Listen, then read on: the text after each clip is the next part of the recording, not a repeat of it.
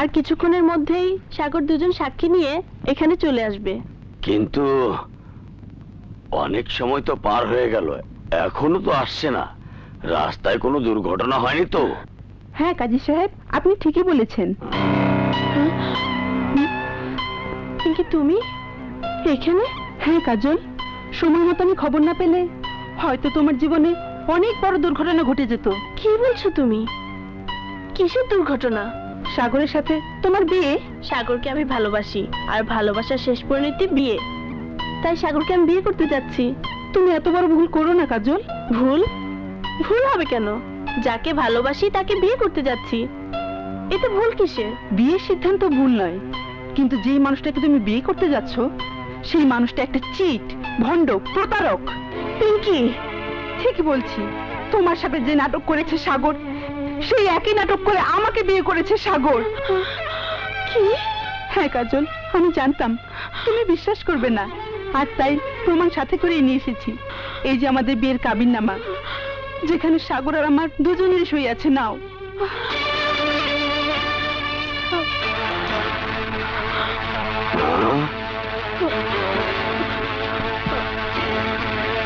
এখনো যদি আমার কথা অবিশ্বাস করো, তাহলে আমি সাক্ষীদেরকেও এখানে হাজির করতে পারবো।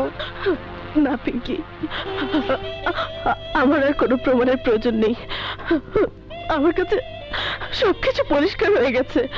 তোমার জন্য আমার মায়া হচ্ছে, কিন্তু বিশ্বাস করো, আমি তোমার কোনো ক্ষতি করতে চাইনি, আর চাইনি বলে এখানে ছুটে এসেছি। সাগর সংসার করার মতো পুরুষ নয়, ও হচ্ছে প্রেমিক পুরুষ। ফুলে ফুলে মধু খেয়ে ঘুরে বেড়ায়। আমি চাই কাজল, সাগর এসে আমাকে দেখলে আমাকে খুন করে ফেলবে। ও পারে না, এমন কোনো কাজ নেই। এখন নিজেকে বাঁচাও কাজল, নিজেকে বাঁচাও।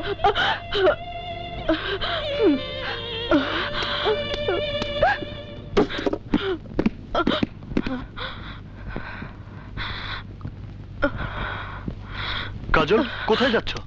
ছাড়ো আমাকে, খবরদার আমাকে স্পর্শ করবে না। কি হয়েছে কাজল? পিঙ্কির জীবন নষ্ট করে আজ আবার তুমি আমার জীবন নষ্ট করতে চাও? ভণ্ড, প্রতারক, বেঈমান। কি বলছো কাজল? আমি ঠিকই বলছি। এই নাও তোমাদের বিয়ের কাবিননামা, যাকে কালেমা পড়ে বিয়ে করেছিলে।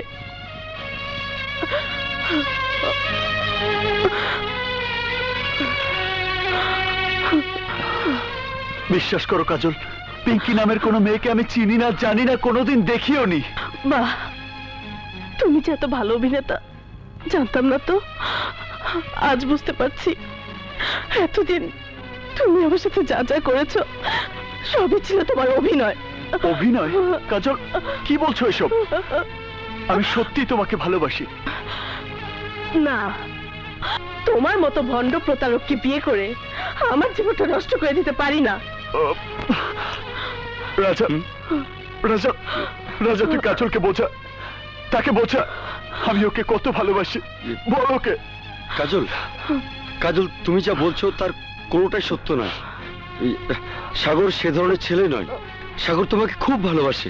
চোরের সাক্ষী গাট কাটা, আমার সর্বনাশ করার সুযোগ আমি তোমাকে দেব না। আমি চললাম। কাজল, কোথায় যাচ্ছ তুমি? আমার উপযুক্ত ঠিকানায়, আমার ভাইয়ার বাড়িতে, যেখানে অন্তত আমি প্রতারিত হব না, যেখানে তোমার মতো দেহলোভী পুরুষ আমার পিছু নেবে না। কাজল, কাজল, আমার কথা শোনো। কাজল, আমাকে একা ফেলে তুমি যেতে পারো না কাজল। কি বললি? আমাদের পছন্দ করা ছেলের সাথে বিয়েতে তোর কোনো আপত্তি থাকবে না? হ্যাঁ ভাইয়া, আমি তোমাদের কথা না শুনে ভুল করেছি। আমি একজন বেঈমান বদমাশকে ভালোবেসে ভুল করেছি। আমি জানতাম তোর এই ভুল একদিন ভাঙবেই। সামান্য একটা ছেলের সাথে তোর বিয়ে কিছুতেই হতে পারে না। কোথায় তুই আর কোথায় ফকিনের বাচ্চা সাগর? কোথায় আসমান আর কোথায় জমিন? ভাইয়া, আমি তোমাদের মতের বিরুদ্ধে যেতে চাই না। তোমরা যেটা ভালো মনে করো তাই করো। তুই কিচ্ছু ভাববি না বোন, আমি সব ব্যবস্থা করছি। যাই, ছোটকে খুশির খবরটা দিয়ে আসি। কাজল, এ তুই কি করলি কাজল? তোর নিজের জীবনটা তুই নিজে হাতে খুন করলি। তুমি জানো না ভাবি, সাগর কত বড় বদমাস। আমি নিজে চোখে সব দেখে এসেছি। আরে তোর দেখার মধ্যে ভুলও তো থাকতে পারে। না ভাবি না, আমি আমার চোখকে অবিশ্বাস করতে পারবো না। তারপরও ভালোভাবে খোঁজ খবর না নিয়ে তোর এত বড় সিদ্ধান্ত নেওয়াটা ঠিক হয়নি কাজল। শেষে না তোকে আবার পস্তাতে হয়। ভাবি এখনো সময় আছে, ভালো করে ভেবে দেখ কাজল, ভেবে দেখ কাজল।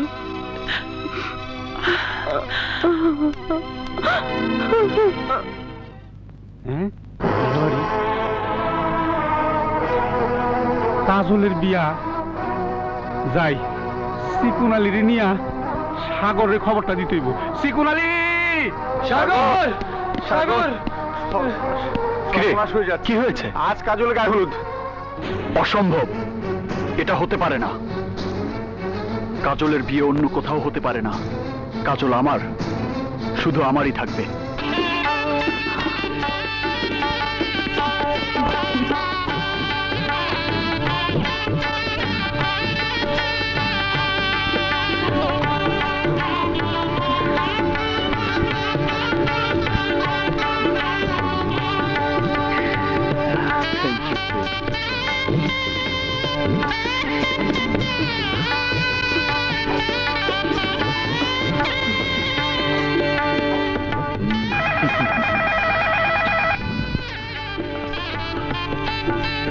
হ্যালো, কি বললি?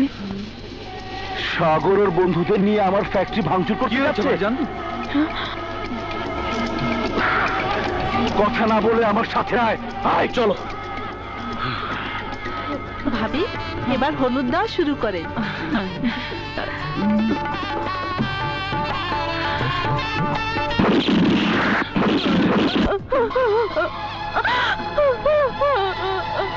কাঁদিস না কাজল, যা হবার তা হবেই।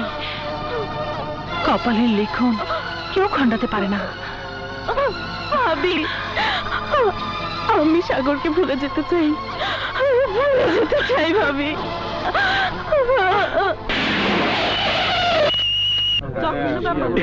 কি যাচ্ছে সবাই?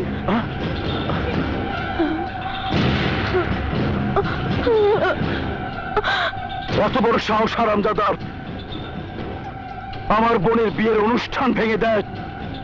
ফলস খবর দিয়ে আমাদেরকে এই জন্যই সরিয়ে নিয়েছে। আমাকে তুমি আদেশ দাও, আমি জানি সাগরকে কোথায় পাওয়া যাবে। আমি ওকে লাশ করে দিতে চাই। আদেশ মঞ্জুর করা হলো। হারামজাদি! না বোন না, ওর কোনো দোষ নেই, সব দোষ আমার। ও যা করেছে আমার জন্য করেছে, আমাকে বাঁচানোর জন্য করেছে। মানে? হ্যাঁ বোন, আমার অসুস্থ স্বামীকে বাঁচাতে আমি সাগরের সাথে মিথ্যে বিয়ের নাটক করেছিলাম। কিন্তু কেন? কেন শুনতে চাও? তাহলে শোনো। যখন আমার স্বামী মৃত্যু যন্ত্রণায় ছটফট করতে করতে অজ্ঞান হয়ে পড়েছিল, তখন কি বলছেন ডাক্তার সাহেব? হ্যাঁ আমি ঠিকই বলছি। আপনার স্বামীকে সুস্থ করে তুলতে হলে কমপক্ষে 2.5 লক্ষ টাকা লাগবে। এত টাকা? এত টাকা আমি কোথায় পাবো? টাকা ছাড়া আমরা ওনাকে বাঁচাতে পারবো না। আপনার স্বামী দুরারোগ্য ক্যান্সার রোগে আক্রান্ত। আপনার স্বামীকে সুস্থ করে তুলতে হলে যে করে হোক আপনার টাকা জোগাড় করতেই হবে। না ডাক্তার, 2.5 লক্ষ টাকা তো দূরের কথা, 2,500 টাকা আমার পক্ষে জোগাড় করা সম্ভব নয়। আমি আপনাকে অনুরোধ করছি, আমার স্বামীকে বাঁচান ডাক্তার। সরি, আমার পক্ষে আর কিছুই করা সম্ভব নয়। আমি আসি। এক্সকিউজ মি, দাঁড়ান ডাক্তার। আপনি ওর স্বামীর চিকিৎসার ব্যবস্থা করুন। টাকা যত লাগে আমি দেব। আপনি? আমি ওর ভাই। ঠিক আছে, আপনি কাউন্টারে টাকা জমা দিয়ে দিন, আমি চিকিৎসার সব ব্যবস্থা করে দিচ্ছি। সওদাগর সাহেব আপনি? হ্যাঁ আমি। তোমার স্বামী এক সময় আমার ফ্যাক্টরির ম্যানেজার ছিল। তার এই বিপদে আমাকে যে তার পাশে এসে দাঁড়াতেই হবে, কিন্তু একটা শর্ত আছে। শর্ত? কিসের শর্ত? তোমাকে আমার একটা কাজ করে দিতে হবে। কি কাজ?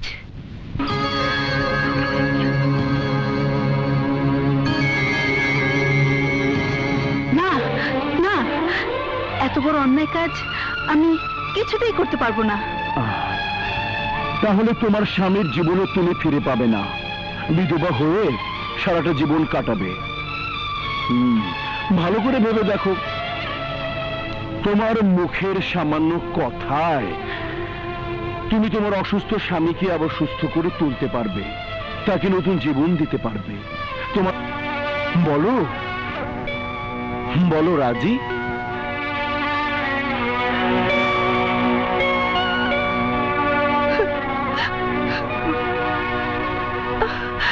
এছাড়া আমার আর কোনো উপায় ছিল না। আমাকে মাফ করে দাও বোন। সাগরের কোনো দোষ নেই, সাগর নিরপরাধ। সাগর ওই বাগান বাড়ির লেকে দাঁড়ায় রয়েছে। থ্যাংক ইউ রতন ভাই, থ্যাংক ইউ।